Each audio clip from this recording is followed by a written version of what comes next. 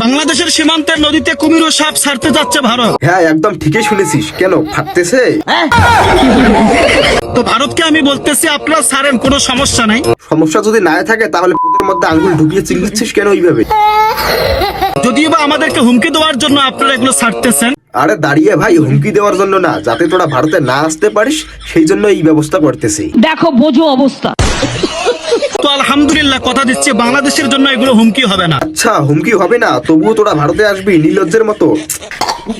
যদি পারেন তার সাথে কিছু গন্ডার হাতি এগুলো ছেড়ে দিয়েন, কারণ এগুলো আমাদের বাংলাদেশের মধ্যে আসলে বাংলাদেশ এগুলোকে বিক্রি করে হয়তোবা আরো অনেকটাই লাভবান হতে পারবে। একবার শুধু ভাবো শালা কত বড় নির্লজ্জ ভিখারি এরা। ওরা যাতে ভারতে না আসতে পারে তার জন্য কাঁটাতারের পাশে বিষাক্ত সাপ হাতি গন্ডার ছেড়ে দিচ্ছে। শালা এত বড় ভিখারি সেইগুলোকে বিক্রি করার চিন্তা করছে এরা। ভাবো তাহলে, বাংলা একটা কথা বলে না, নির্লজ্জকে ড্যান্ডরা দেয় আর নির্লজ্জ ভাবে আমার ঢাকায় ঢলে বিয়ে হয়, সেই রকম হচ্ছে এরা। এই মালগুলিকে এক কথায় বলে চোর। ওখানে আমরা এইগুলো ছেড়ে দেবো আর শালারা রাতে রাতে এসে এগুলো চুরি করে বেঁচে দেবে। শালা বেগুনের বাচ্চা, আমরা আসতেছি ভারতে তোদের দেশ দখল করার জন্য। ওরে বাবা, ভাই ওটাকে কেউ এক গ্লাস জল দে, না হলে ওর মুখে মুতে দে, না হলে ওটা মরে যাবে। তো ভারত দখল ধরতে আসছে, আমরা এখন কি করব? কোথায় যাব? কোথায় পালাবো? কির বেটা ভারত দখল করবে, ভারতের নাম মুখে আনতেই কাশাকাশি পাদাপাদি করে একাকার হয়ে যাচ্ছে, সে আবার করবে ভারত দখল। বলছি ভাই তুই আগে হাসপাতালে গিয়ে ভালো করে ট্রিটমেন্ট কর, তারপরে ভারত দখল করার কথা ভাবিস। সালা নিজের পায়ে ঠিক মতো দাঁড়াতে পারছে না, আর একটা যে হুমকি দিবে সেই হুমকিটাও দিতে পারছে না। হুমকি দিতে গিয়ে তো ওর বেহাল দশা হয়ে যাচ্ছে। আর এই বডি নিয়ে আসতে চায় ভারত দখল করতে। সাকিলে হাওয়া দেওয়া মেশিন গুলো আছে না, সেই মেশিন দিয়ে এমন হাওয়া দিবে না সালা বাংলাদেশে গিয়ে ধাপ্পাত করে পড়ে যাবে। তোমরা আগেই বাংলাদেশি গাঁজা খোট্টার কথা শুনো, তারপর আমি ওকে ভালো করে ট্রিটমেন্ট দিচ্ছি।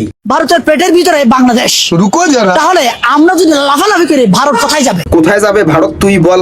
সুতরাং ভারতের আগে ভারতকে আমরা ভয় না পেয়ে ভারতের উচিত আমাদেরকে ভয় পাওয়া, কারণ আমরা যদি লাফালাফি করি ভারত খন্ড বিখণ্ড হয়ে যাবে। ভাই ভারতকে খন্ড বিখণ্ড পরে করবি, আগে আমার কথাটা মন দিয়ে শোন।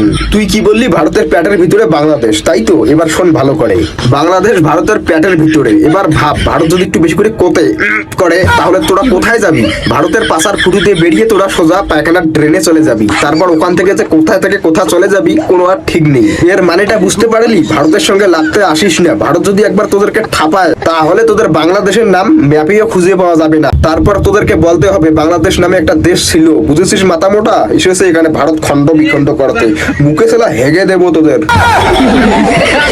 কি মালদারের চেনা চেনা লাগে না? এটা হচ্ছে তাদের ধর্মগুরু। আমি যে প্রতিনিয়ত বলে থাকি যে তাদের ধর্মগুরুরা আসলে তারা মাবিন রেসে এক দিয়ে আগে, এটা এখন প্রমাণ পাইছেনি, প্রমাণ সহ দিয়ে দিলাম।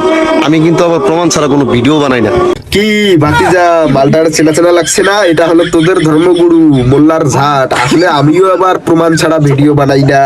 এবার তো প্রমাণ পেয়ে গেলি না চোদনা, এবার তো তোর মায়ের বুকটা হালকা করে ফেটে যাবে। ইনি হলেন তোদের মাদ্রাসার শিক্ষক, আর শিক্ষক বললে ভুল হবে, বাচ্চুত বলতে হবে।